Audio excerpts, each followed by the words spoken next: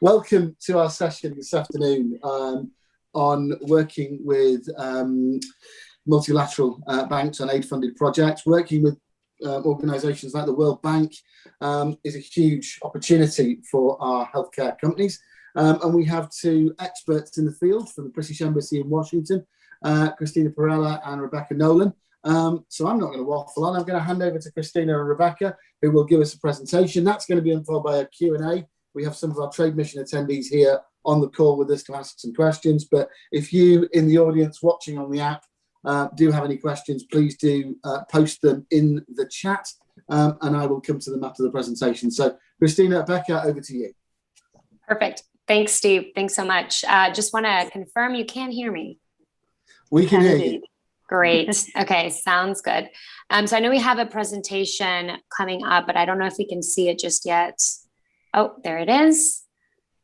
Okay, perfect. I can see it. So hi, everyone. Thank you so much for taking the time to come and join our session. My name is Christina Perella. I am Vice Consul and Trade Officer at the British Embassy in DC. I lead the aid-funded business team, as it's called, and that belongs within a kind of bigger part of what is the UK's Department for International Trade. With me here today, you'll also hear from my colleague, Becca Nolan, who works within the aid-funded business team.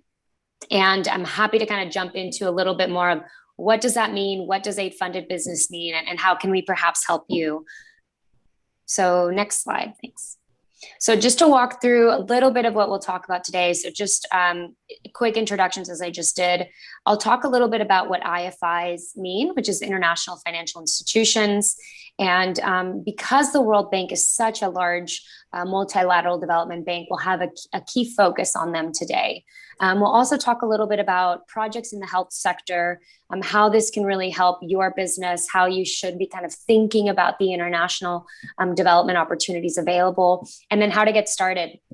And if you have any questions or anything, please feel free to share them with us or reach out to us. We'll leave our information here so you can reach out to us after the call. All right, next slide.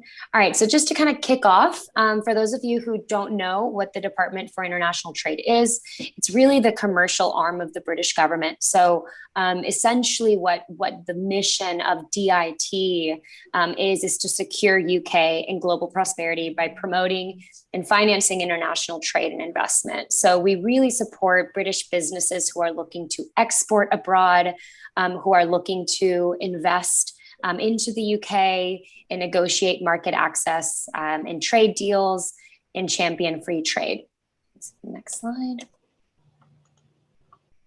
Great. And so within that department falls us, aid-funded business. So what do we do? So our specific team really supports UK exports within aid-funded projects at various international financial institutions around the world. And we do that by raising awareness, familiarity of the commercial opportunities, lowering any perceived or real barriers that you might experience when exporting, and just really helping deepen those international relations between UK suppliers and local partners on the ground. Next. All right, so we are based really all over the world. So it really depends what sort of international financial institution or development bank you are looking to get involved in. So we have teams in North America, in Latin America, in Europe, in Asia, and in Africa. And so I think from our end, we can certainly help you get in touch with the right people. If we aren't the team that you would like to speak with, that's absolutely fine. Just reach out and we can get you in touch. All right, next. All right, so specifically the DC team. So Becca and I, and you'll hear from Becca in a bit. We are charged with really working with 4 IFIs, or international financial institutions, that are headquartered in DC. So those are the World Bank Group, the Inter-American Development Bank, the U.S. Agency for International Development, or USAID, and Millennium Challenge Corporation, or MCC. And so how we work with UK companies to support those efforts, those collaborations within these banks, is we really assist with general information about the banks, procurement information. How do you get involved in procurement? What sort of projects are there? would I be ready to export within these projects in these developing countries? We help identify key contacts that you should be talking to at these banks, key people that might help you understand the sectors, the priorities of the bank. We also disseminate business opportunities. So if there are specific projects that you're looking for, we can keep an eye out for those projects and send them to you when we see them. We can also manage and coordinate different events and definitely support with any issues that you might experience on the ground. All right. So just a quick overview on the international financial institutions and what they are.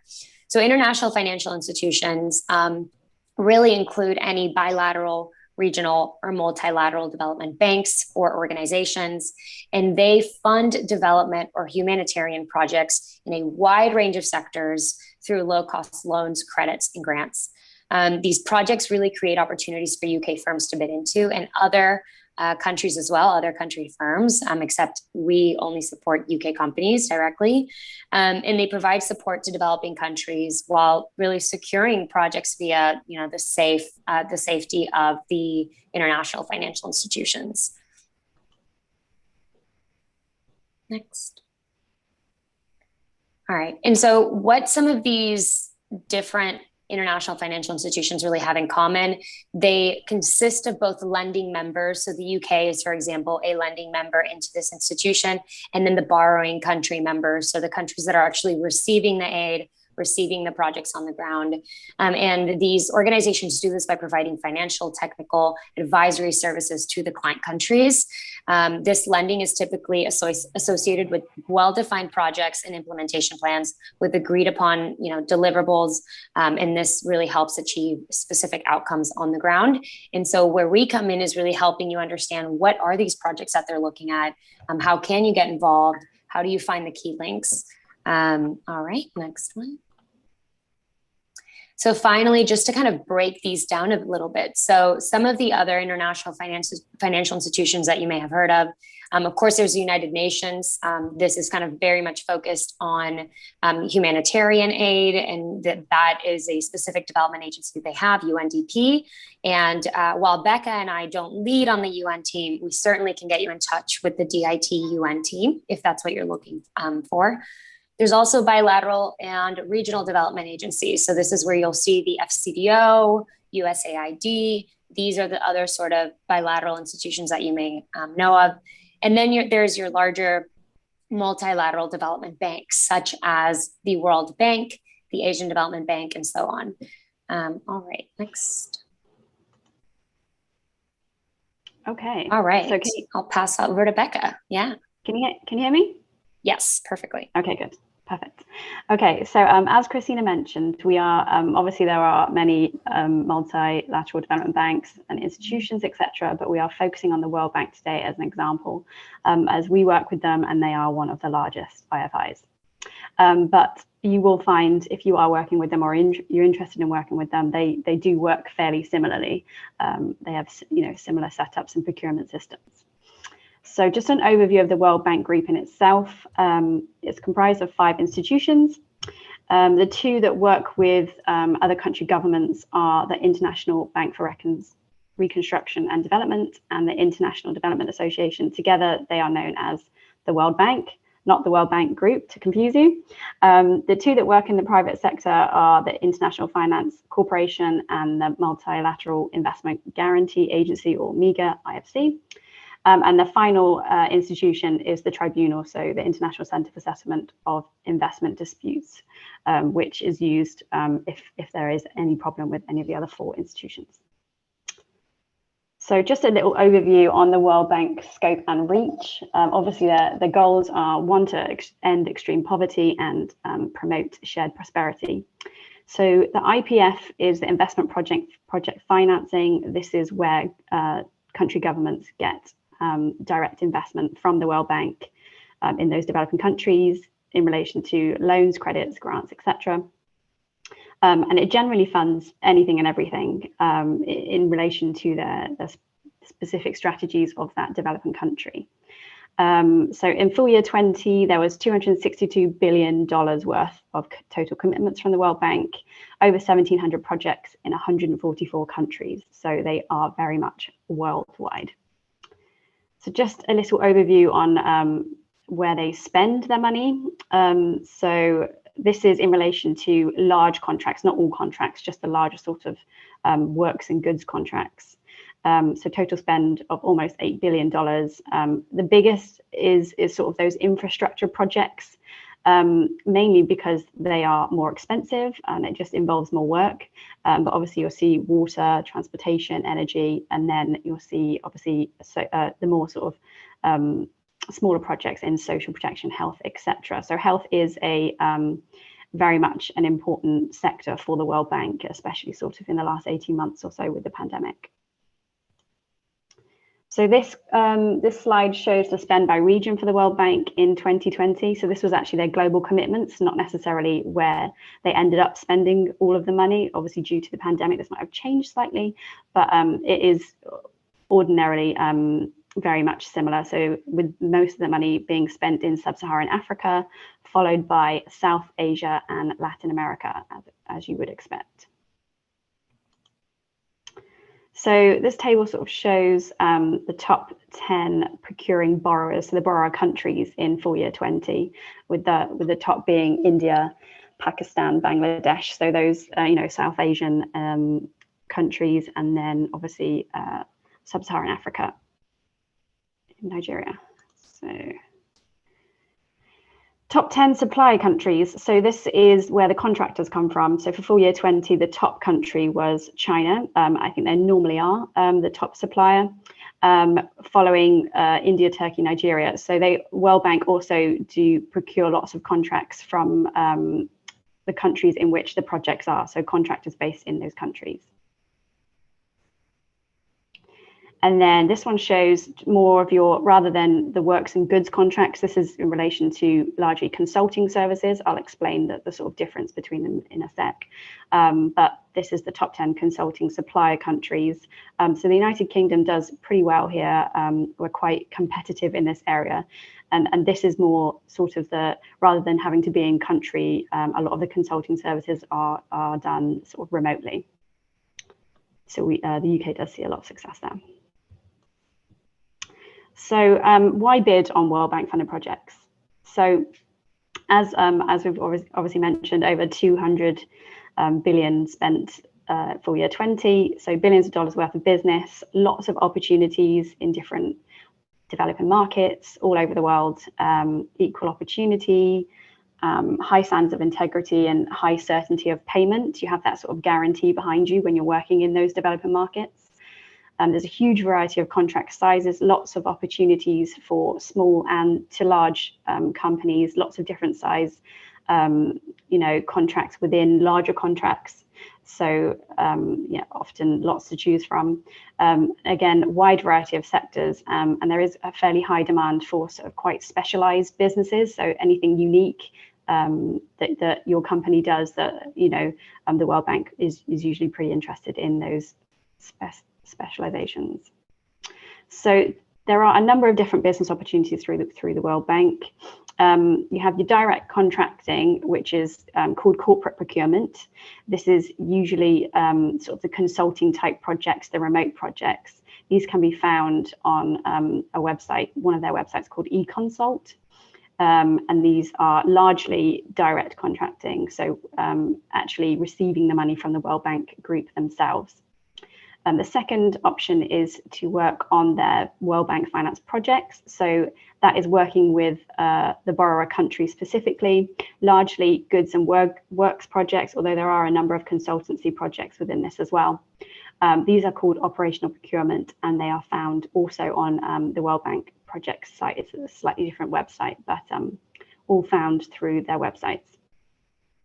The third option is subcontracting or partnering. So this is usually done via a prime contractor. So this could be in country itself, and they are subcontracting out a number of goods or contracts.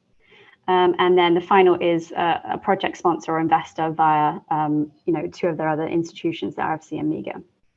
So considerations that are quite important in working with the World Bank are that it can be quite competitive. It is a very competitive environment in some countries.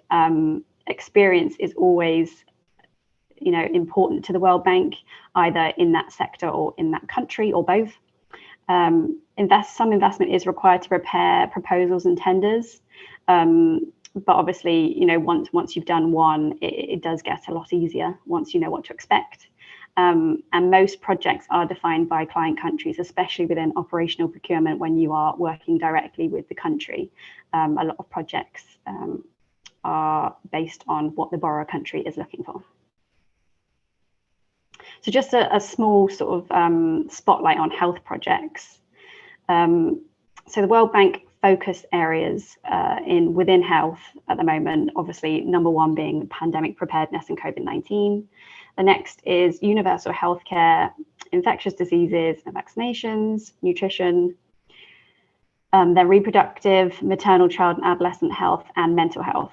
So currently, active projects wise, they have around 365 projects via investment project financing, worth around $30 billion. And the top 5 countries they tend to have health projects in sort of the last 12 months or so. As you can see here, Western Africa, Cambodia, Nigeria, Democratic Republic of Congo, and Pakistan. And then here, obviously, I've just got a graph here showing the sort of different subsectors where they tend to have the most projects, being number one being in health system performance, sort of digital online systems, as well as just general how the health system works in that country. And then next is child health. That's just a small overview of the World Bank. And then we covered the IADB as well. So focus areas at the moment being information and co-responsibility in healthcare, health and nutrition services, financial protection for a country through efficient spending on health, and just general efficiency of health authorities. So you can compare the size of World Bank and IADB health projects here. So current active projects at the moment are around just over $4 billion and 41 active projects. But obviously IADB work solely in the Caribbean and in Latin America. So the top 5 countries they've been sort of spending on the last 12 months or so are Brazil, Bolivia, Nicaragua, Argentina, and Belize, with, again, a subsector breakdown, similar sort of spending in health system strengthening and health services. So just a couple of examples from both the World Bank and IADB, being that they are the multilateral development banks and sort of the largest that we work with. There was two years or so ago now, a project in Yemen to strengthen the delivery of basic health and essential nutrition, working with UNICEF and World Health Organization in relation to primary and secondary healthcare facilities across the country. And recently the IADB announced a project in Peru to improve the protection of vulnerable people through social policies, including that of public healthcare. So obviously there are lots of opportunities, especially at the moment being in COVID vaccinations. We see most projects coming up at the moment, sort of how to, provide those vaccines in the developing countries, cold storage, etc. But obviously there are ongoing works in relation to healthcare projects that aren't COVID-19 related.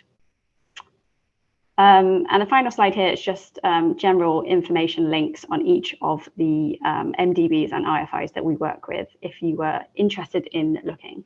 Obviously, we can share these slides afterwards if of use. So back to you, Christina, hopefully. Thanks, Becca. Can you hear me okay? Yeah.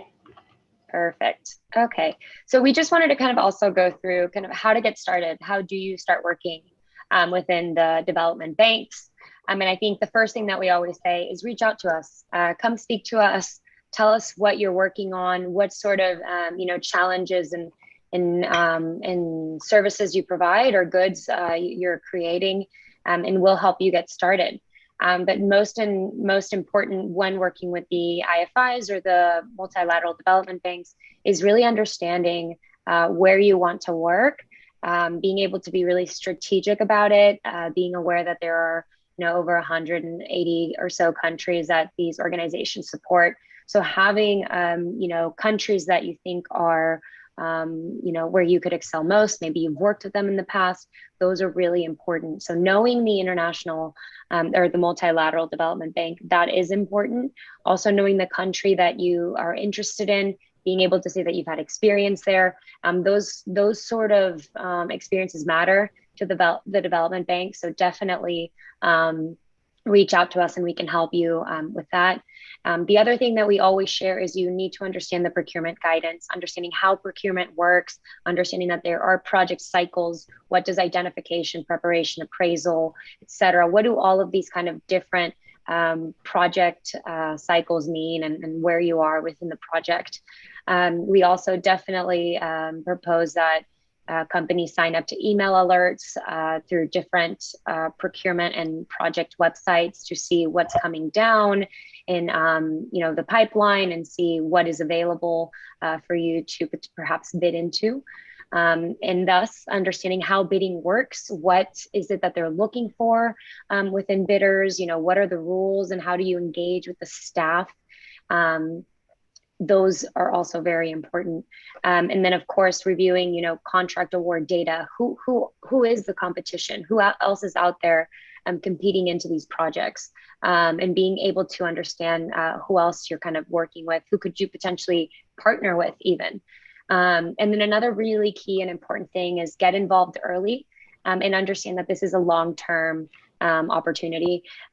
These projects often have lead times of 5-6 years, so you have to be able to join for kind of a long-term view.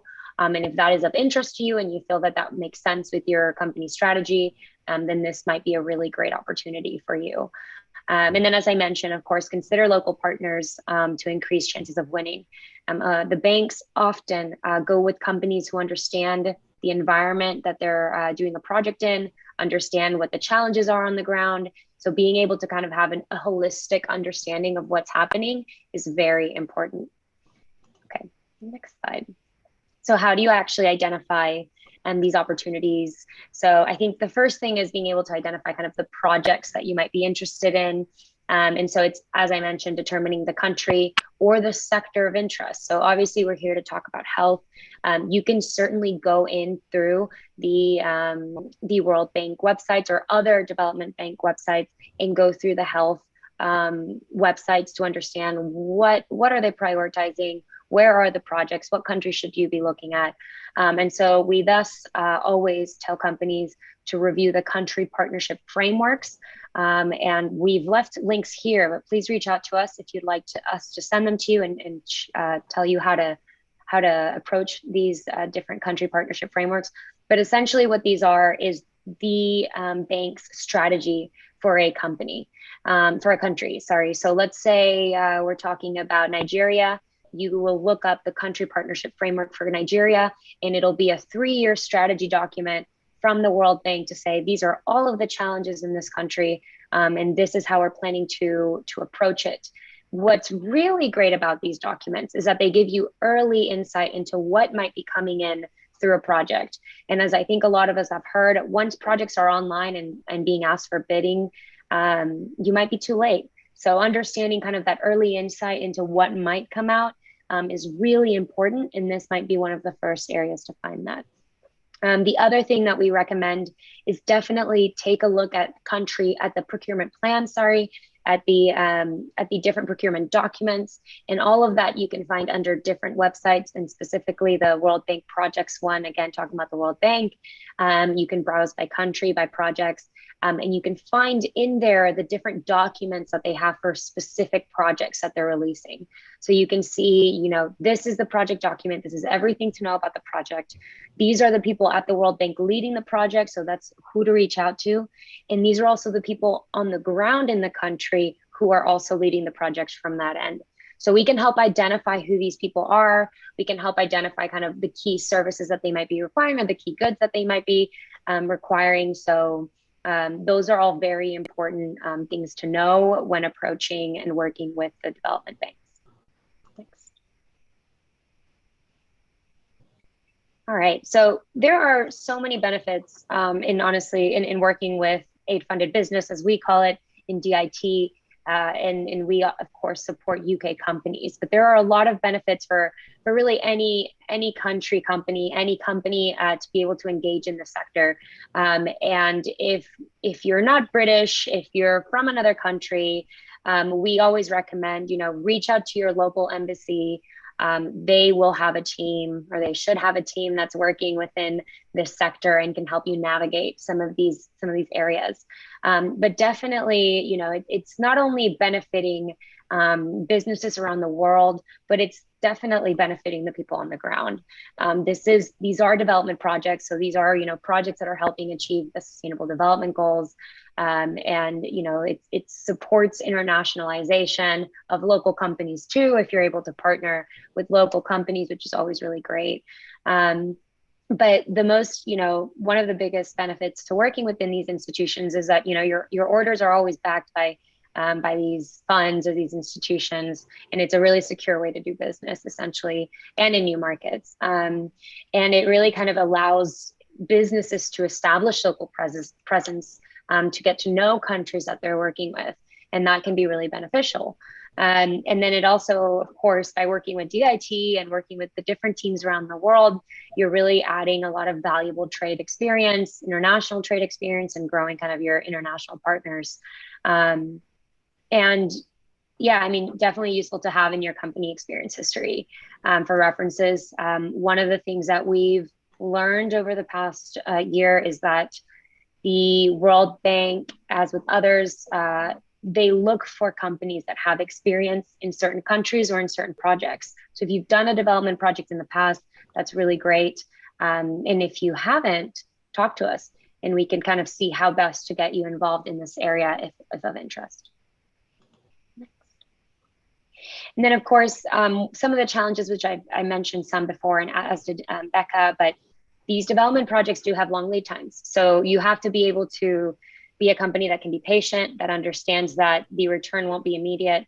That payment, while guaranteed, can at times be slow. And these contracts are also, subject to competitive tendering. So you're competing with companies all around the world, depending kind of what region you're in. So it sometimes can be challenging. And also something that can be a challenge is understanding that early intel. A lot of the time, these projects seem to come out of nowhere, and perhaps they close very, very fast. So companies often ask us, I saw it and within a week it was gone. So that's, I think, why it's really important to get in touch with your local embassy, because we can help navigate some of that kind of early intel and how to best look for it and find it. But that can be a challenge sometimes in working within the development world. And then, of course, sometimes companies based in developing countries will sometimes have kind of preferences for certain contractors that they've worked with. So it's a matter of understanding kind of who's on the ground, who's working where, and how can I get involved and kind of grow my my image, my presence, so people can get to know us a bit more. So just to wrap up, I've mentioned that we have teams all around the world. I wanted to specifically add a little bit of an organogram to say, who does what banks. So you'll see our United Nations teams are on the left. You'll then see the World Bank, the Inter-American Development Bank, USAID and MCC, and you'll see Becca and I under there. There's also the Asian Development Bank team, which is there, the African Development Team. We also have a team based in Barbados that covers Caribbean Development Bank. And we have CAF, which is one of the Latin American Development Banks. So think about, what you're interested in, what regions you perhaps already have experience in. That's really important. And reach out to us. If we're not the right team for you, that's absolutely fine. We can put you in touch with people that can help. And so just to leave our information here, so you have it to reach out to us, to ask any questions. Again, my name's Christina, and my colleague Becca and I sit in the Washington, D.C. Post. So thank you so much. I think that's all we have for today, but really appreciate everyone for coming out and listening to us. And we'll open up the floor for some questions.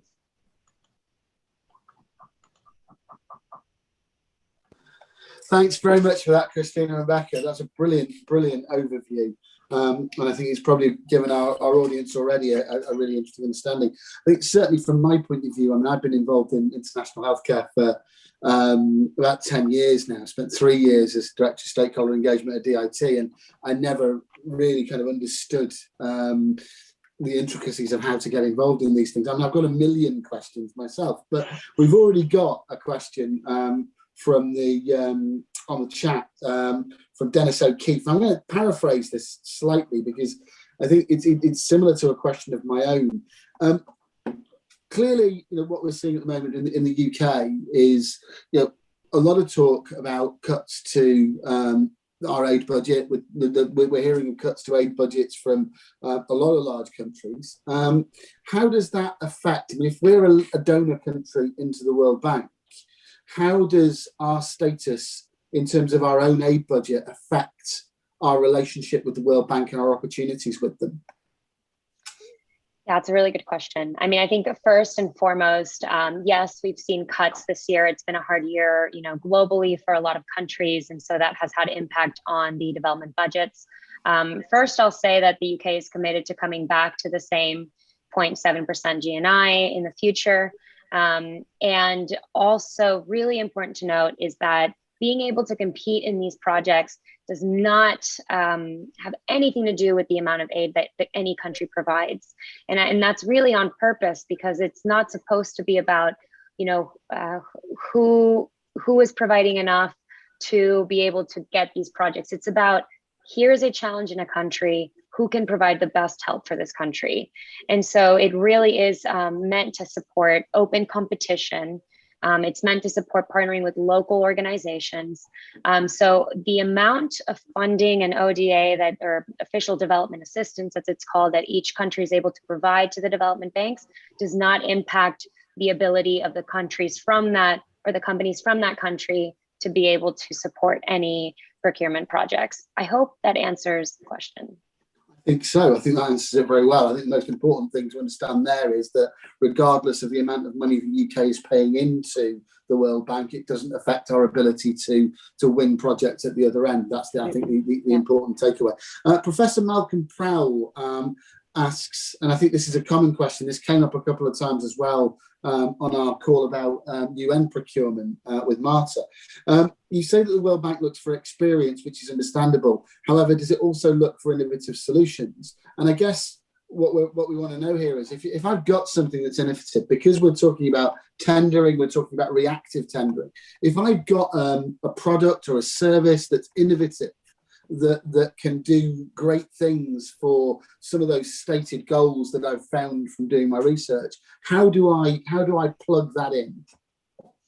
Yeah, it's a question we get often, actually, because there are so many companies doing really great and innovative things, and sometimes the World Bank doesn't even know that they exist, so they don't necessarily ask for this. So things to keep in mind, it's really important. Many companies want to work with the banks, so not even just the World Bank. So they are very specific about what each country's strategy is and what they want to do on the ground. However, if there is something that you feel that is very innovative that can help, we suggest two main things. The first one is make sure you've looked at a specific country that you think where it will be beneficial, and see if there aren't any potential projects potentially addressing this already. And if there's not, but there is a challenge that the World Bank has identified that you believe your company can support, reach out to us. And I think one of the best ways to do this is to connect with different sector strategists or sector specialists at the banks. They sometimes can kind of give thoughts on what they're thinking, how potentially this technology could be beneficial to what they do.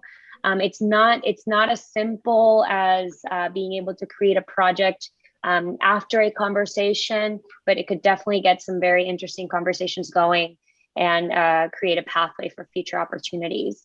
But I will say that it is, I would say, that the harder kind of way to get into the World Bank. That's really helpful and really interesting. Becky. Sorry, I was just going to add another option might be through what they call unsolicited proposals.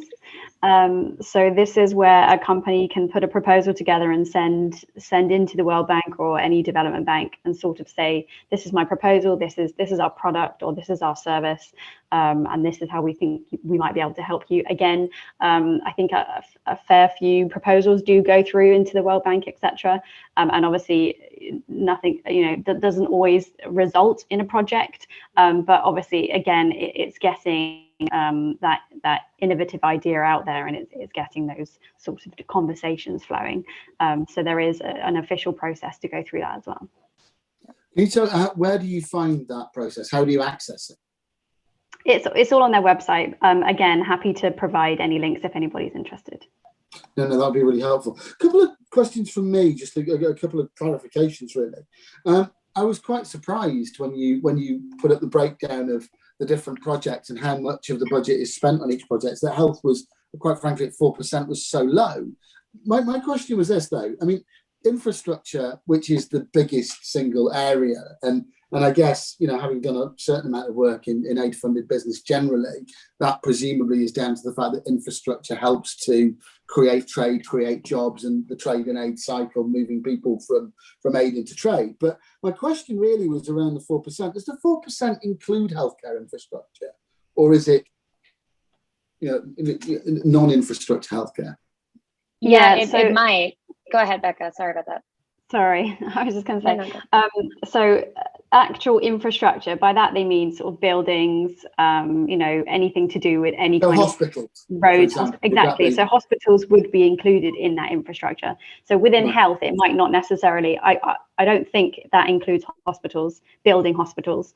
That would be within the infrastructure spend. And also just important to note that graph is a little misleading, because that is total large contracts, as in like the biggest spends from the World Bank in full year 20.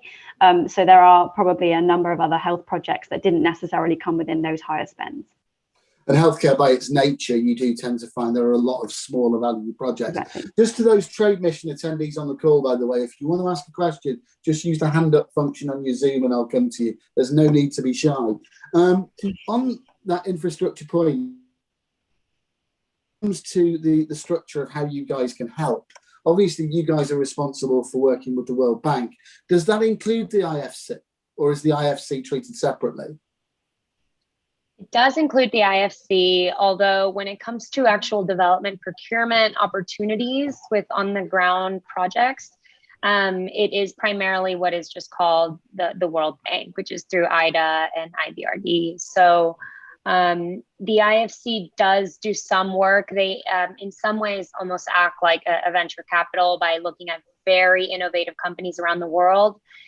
So let's say you're providing something in some country and it's very innovative and it's being successful. We could potentially introduce you to the IFC and they may be interested in investing in certain companies. Sometimes it can be co-investing. So it might be both of you are putting certain money into certain projects, but they can definitely provide some support.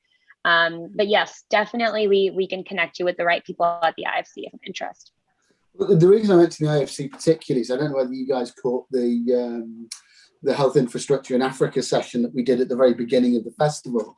But we had Paul Dorita, who's a former director of healthcare at the IFC. And I know, and also we had Oloranta Doherty from the Afrexim Bank. And I know for both of those organisations, there's quite a lot of funding going into, interestingly, healthcare infrastructure projects going out in Africa. And actually, that I was going to ask the Afrexim Bank, is that not an IFI? Is that separate from the other? The what? Which one? Sorry, I missed that. So the Afrexim Bank, the Africa Export Import Bank. Yes, that is definitely considered like a regional development bank, or what would be considered just a bilateral international financial institution, but definitely is a part of it. We ourselves don't have a team that covers that, but we can put you in touch with people in our DIT offices in different areas in Africa who might have the right connections for that.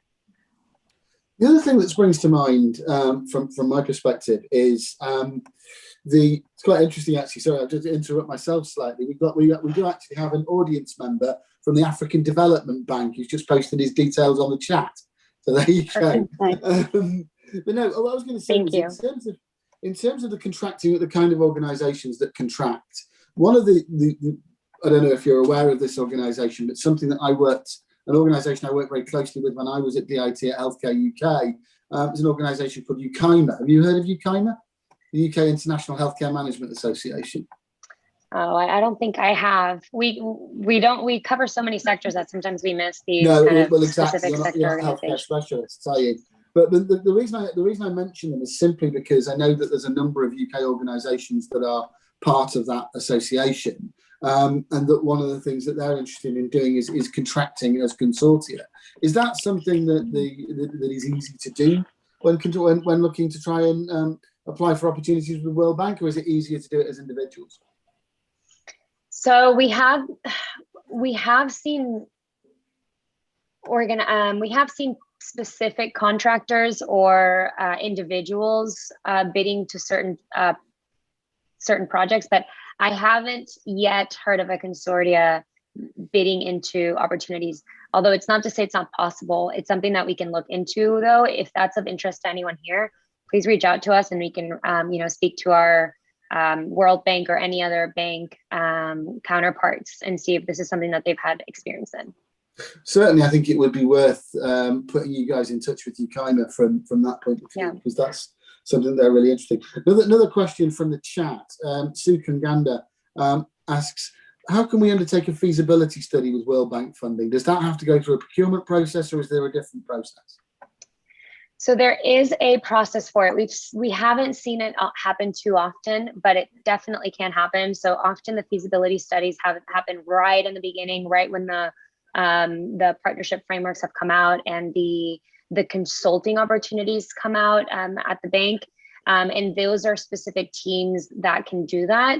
I do think it requires certain funding from the companies.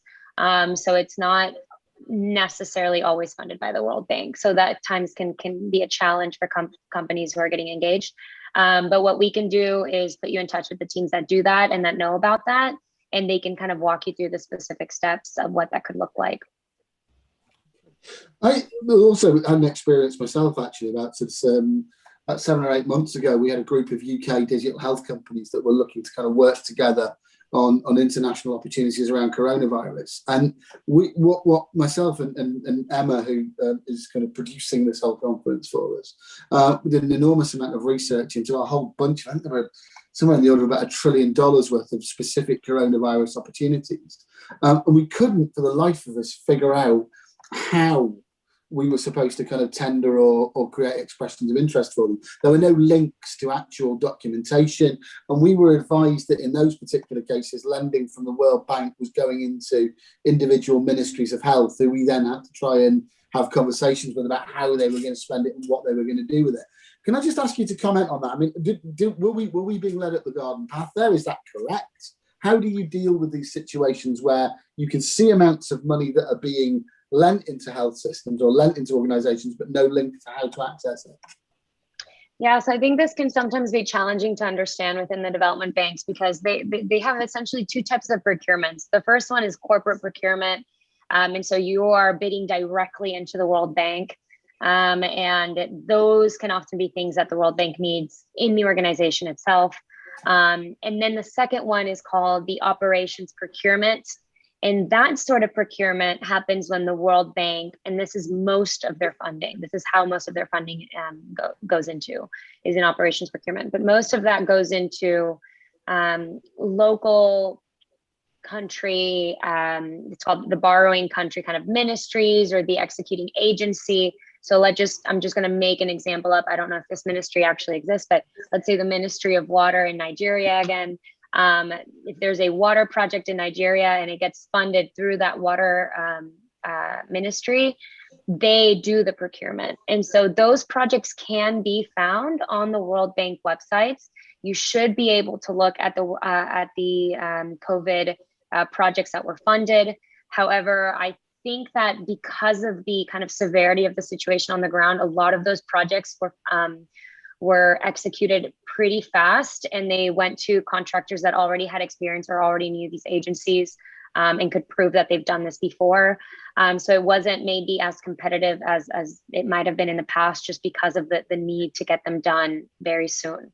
And so we, seeing what's happening around the world with the developing world still not being vaccinated in many, many areas still, they're going to continue coming out with projects. So it's just a matter of staying on top of it, reaching out to us, and we can put you in touch with the teams that you might be interested in speaking with in specific countries or on the specific subject. It's interesting, actually, because we had conversations with a lot of individual governments about a lot of those projects, and it's amazing. And again, it might be an interesting thing for you to comment on.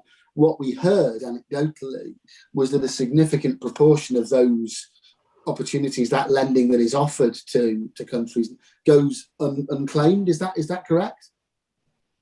I can't say I have heard of that, but I don't know, Becca, if you've heard of anything like that. Sorry, what was unclaimed? So what we heard anecdotally when we were talking to a lot of to various ministries of health about this coronavirus funding that was provided by the World Bank is that a significant amount of that funding ended up being unclaimed because the governments couldn't work out how to procure or what they needed to do with the money. So I know that there was a very different process that they followed in relation to procurement because, as Christina mentioned, the severity on the ground. They didn't follow their normal procurement processes. Normally, a project takes months to get online, whereas obviously they were doing it in a matter of weeks. And I think there was a number of problems in relation to how the system works and people working from home and things like that. So I think there were a number of issues in relation to projects that they thought were in place and didn't necessarily go through. But I haven't necessarily heard of any funds not being claimed when there was an actual project to work on. But it could be just through the confusion and how quickly everything happened, or maybe it's just something we weren't involved in. I think for that particular set of opportunities, there was, and again, this speaks to the kind of severity of the situation and the ever-changing picture that we were dealing with. But those procurements were very, very vague in terms of what they were looking for. In terms of, I think with procurement generally, there is always, and it speaks actually to the question that was asked earlier on around the match between what is offered and what's required. We don't always, with procurement, you're being reactive. You don't always necessarily know what's being required is necessarily the thing that is being asked for. I think the other question, have you got any examples of, in the health sector specifically, of UK organisations that you've helped to win projects? What sort of success stories are there for UK organisations? Yeah, definitely. We've definitely seen companies that we've worked with, have success with certain health projects, especially this last year. Won't say any specific names, but we've, worked with companies who are working on either setting up kind of vaccine centers or COVID kind of testing centers on the ground in certain regions. And so what we tend to do is put them in touch with the sector specialists that are doing this on the ground, either from the borrowing agency or from the banks themselves, who know what's happening in these projects, what the project requirements are. And so these people are often called the task team leaders, and they're the ones who are kind of the project experts, the project managers. And so often what we do is when somebody's not being responsive because of all the kind of hecticness around COVID, we as government can, ping them sometimes, and they may be more responsive than, the 50 companies that are trying to get in touch with this person. So often kind of what ends up happening is they are able to connect with the company. They are able to kind of update them on what's happening in the project. And we've kind of helped on that front. And then some companies have been successful and have gone back to us and said, hey, this conversation was useful, and we were able to kind of be successful. And others have told us about some of the challenges that you mentioned around COVID, and saying, maybe it wasn't that responsive, or it went to another company so fast, just because of the experience that company might have had. So I think we see different kind of responses in different companies in different regions. So always what we suggest, especially now, is it's always a matter of kind of getting in touch early, and keeping an eye out always on what's coming out in the pipeline. So that whole piece of advice again about being proactive, understanding when things are coming through, leaping on that tender opportunity the moment it's made public, rather than kind of reacting to something a little bit later on in the game when it's possibly already gone. How difficult is the procurement process for the World Bank, and how much help can you give an organisation in terms of actually responding to a tender? Yeah, I mean, that's a really good question. And in fact, one of the things that we're doing to kind of demystify the procurement process at the World Bank is June 10th. So if you'd like to be invited, please email us. June 10th, we are actually doing a procurement webinar with experts from the World Bank. And they're going to walk us through every single thing that you need to know about working with the World Bank.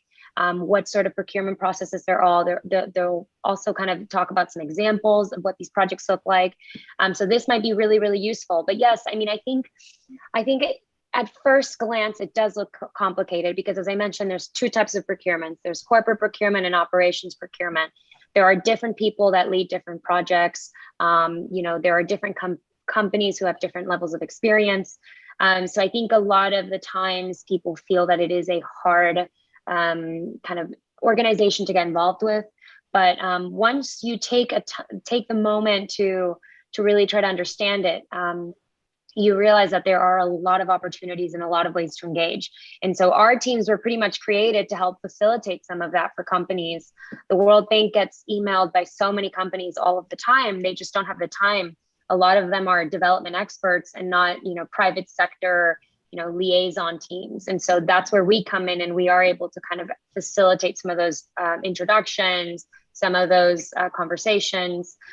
So yeah, I mean, not the easiest process, but they have done a lot to try to make their procurement opportunities and procurement processes really clear. And Becca and I can share all sorts of, different slides and guidance documents that we have that can really help make what that process is more clear. And in normal times, sorry, Steve, just to add, in normal times, so pre-COVID, they also used to run sessions on sort of tips and best practice on how to apply for tenders. There are a number of recordings of them, and like Christina said, there are things online that you can follow. But again, that is part of our job, is helping companies through procurement processes. So if there's any questions, we're happy to help. Well, for one thing, guys, please sign me up for June the 10th. I'd love to come to that. I think it sounds fantastic. How much does the World Bank's procurement process and the World Bank's way of contracting, is that typical of all of the development banks, or do they have their own nuance, and how do we kind of differentiate between them?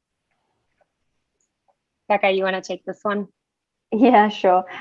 So I guess the World Bank procurement system, or the way they do procurement, is very similar to the other development banks. Obviously, we can mainly speak to IADB and then the two US agencies we work with. I don't necessarily know the process for, say, Asian Development Bank or African Development Bank, etc. But the IADB has a very similar process to the World Bank. I think as the World Bank sort of, was the main development bank, and I don't know if it came first, but at least their processes were sort of held up. I think a number of banks sort of copied the process and then maybe made their own nuances, as you mentioned. But they're all quite similar. They usually have regulations they all have regulations in place, and they have to have a certain a certain system to use it. Whereas the IADB has some countries have a different way of procurement. Sometimes it's via paper and things like that, depending on the country, but they all still have to follow the same general basic process and have the same regulations, and it all gets checked a number of times. So yeah, I think that in short, I think they're all quite similar, but as time has gone on, I suspect they're all fairly, there are different sort of niggly bits that might be a bit different. And obviously, again, World Bank procurement is largely in English, whereas, IADB is more likely to be in Spanish and things like that. So there are different, different tiny things that are different. So following on from that, are there particular policies or practices that you need to have in place before you start thinking about tendering? I mean, I'm thinking like things like sort of anti-corruption, money laundering, equal opportunities policies, those kind of things. Are there things that process and practices that you should have in place before you start thinking about tendering for World Bank work? That's a really good question. I don't know if I've heard of that. I've definitely heard from the World Bank that things that they look for are, does the company have experience in this country? Do they have experience working with the development world? Whether through the World Bank, through other banks, or maybe through local partners, have they worked with these organizations or with these countries? I think that's important. I actually am not sure. I've never heard them mentioning those sort of requirements, but Becca, I don't know if you have. So to become like a vendor, as the World Bank calls it, if you're like an approved vendor, you do have to sort of send in a load of information in relation to your company, and that could include, anti-corruption. I would expect it includes all those sorts of things. You probably have to jump through a number of hoops before you're an approved vendor. But once that first lot is, once you've sent it all in and it's approved, I think maybe just updates now and then. I don't think you have to do it for every single tender. I was going to say, is there a way of kind of pre-qualifying as a vendor before you start actually going after individual opportunities? Yeah, so I was going to say, sorry, go ahead, Becca. No, I was just going to say, I think you can, but obviously it's, usually I think it's when a company has won a number of tenders beforehand. But Christina, if you know different, please correct me. Yeah, no, I was just going to mention that the good thing about the bidding into the World Bank is that you do not have to be an approved vendor to bid into them. If the World Bank does like your proposal, they will then invite you to become an official vendor. So that part you can kind of get to after you've kind of looked at projects and so on. It doesn't have to be a qualification to start bidding into these projects. Ethan, I think you had a question.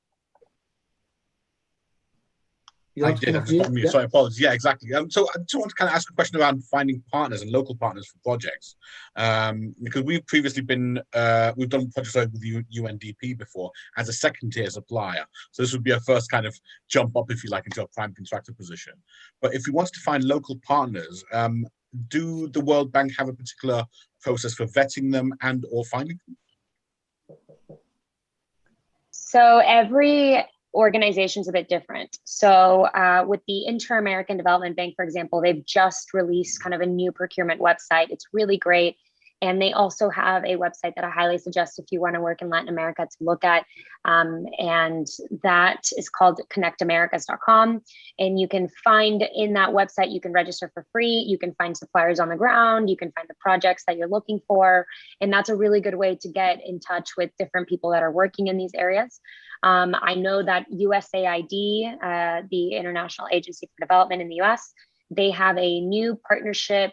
It's called NPI, New Partnership. Is it initiative, perhaps? Yeah, there it is.